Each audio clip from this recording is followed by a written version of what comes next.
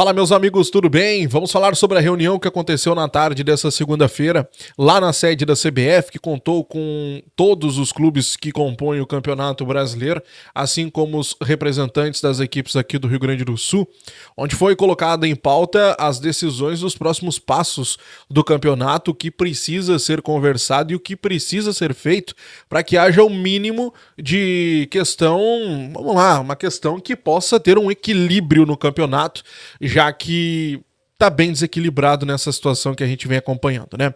Bom, para a gente começar, aquela pré-reunião que aconteceria antes, né, da reunião com todas as equipes, essa pré-reunião só com os clubes aqui do Rio Grande do Sul, ela ocorreu, tá? Os clubes foram ouvidos pela CBF, tanto Juventude, Grêmio e Internacional colocaram as suas questões, foi discutida como seria colocada essa questão de equilíbrio técnico do campeonato, chegou a ser colocado uma flexibilização dos mandos de campo, já que isso hoje ele é proibido pelo regulamento. A CBF não poderia alterar mandos de campo por si só, precisaria do acordo com todas as equipes. Isso foi colocado em pauta. Outra questão que poderia ser colocada também, outra alternativa, era daqui a pouco haver um campo neutro. O Grêmio vai jogar contra o Flamengo? Bom, vamos jogar contra o Flamengo num estado onde seja diferente, que não seja no Rio de Janeiro, né, já que o Grêmio não vai poder jogar no Rio Grande do Sul, para ter um mínimo de equilíbrio, vamos colocar assim, de força de torcida e tudo mais. Então era uma das pautas que acabou sendo descartada. Por quê? Porque haverá uma flexibilização dos mandos de campo. O que é a flexibilização dos mandos de campo? No caso, o jogo do Grêmio agora contra o Botafogo, que o Tricolor quer inverter o seu mando de campo e tem um apoio do Botafogo para isso.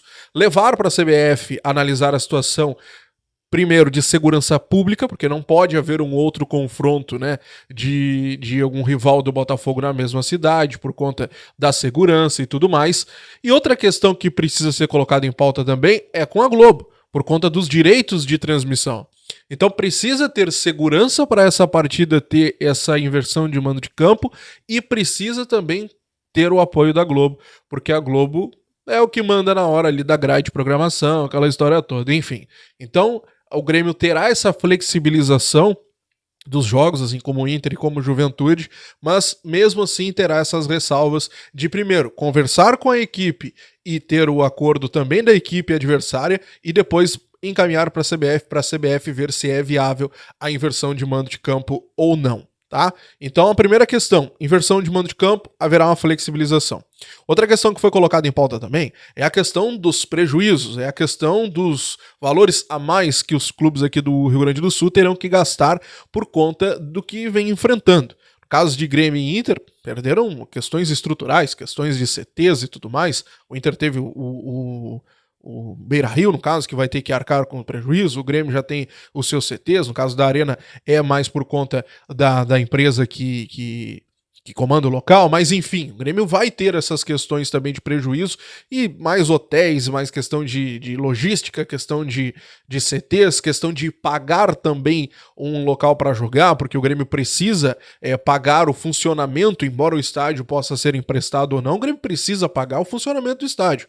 Pra tu abrir um estádio hoje no Brasil, numa rodada de Brasileirão, tu já sai com 300, 400 mil, porque aí tem luz, tem água, tem questão de internet, tem questão de segurança, tem a questão de depois de limpeza, então não tem como tu abrir e não tem ninguém ali. Não, tu tem que ter o mínimo, né, pra poder estar funcionando o local e isso gera um custo gigantesco. E o Grêmio vai ter que arcar com isso, assim como o Inter e como o Juventude, caso precise jogar fora de casa. Isso foi apresentado à CBF. Segundo o presidente Alberto Guerra, essa questão ela vai ser analisada pela CBF nos próximos dias para ver o que pode ser feito pelos clubes. A CBF não prometeu, não, nós vamos te ajudar com tanto. Nós vamos te... Não. Vamos fazer uma análise e vamos ver o que a gente pode fazer. Essa é a promessa da CBF.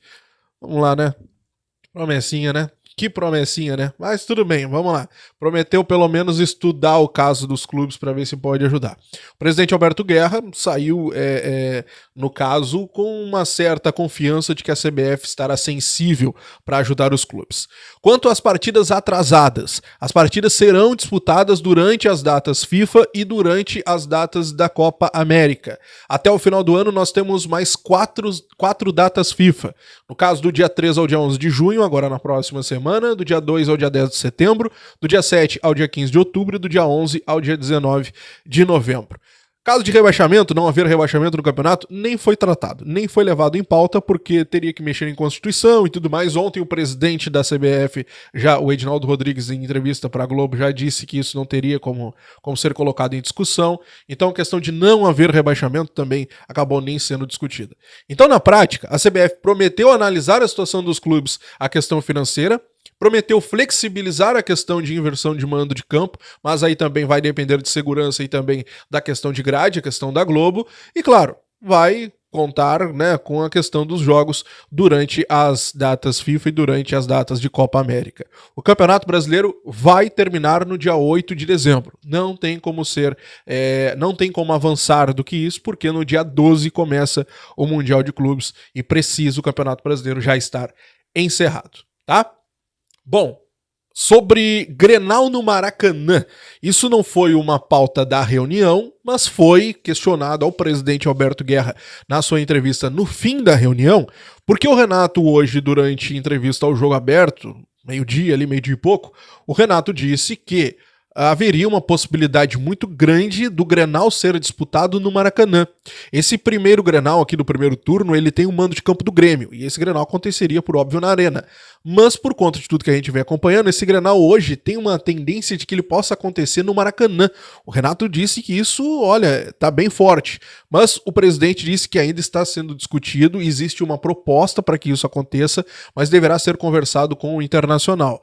O Renato disse que por conta, claro, da neutralidade, por conta de haver um equilíbrio. Porque, vamos lá, o Grêmio jogando no Maracanã, o Grêmio não vai estar no foco da sua torcida, não vai ter todo o apoio do seu torcedor.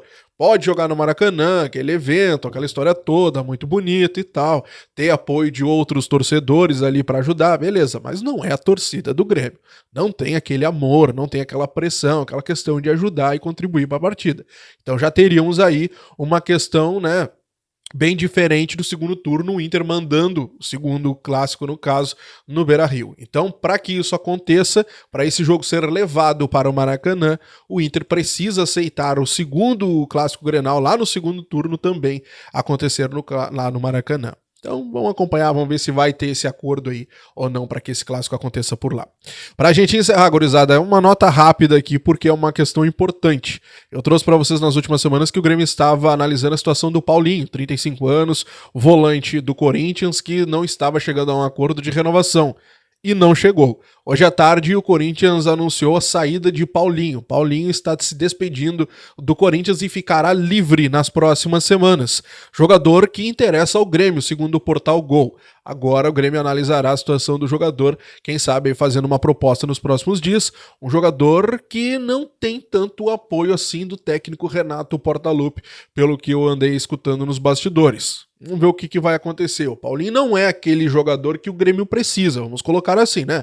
O Paulinho é aquele segundo atacante, aquele cara que avança bem, que chega, pisa na área, mas não é o Paulinho esse tipo de jogador que a gente precisa nesse momento. Segundo volante a gente tem bastante.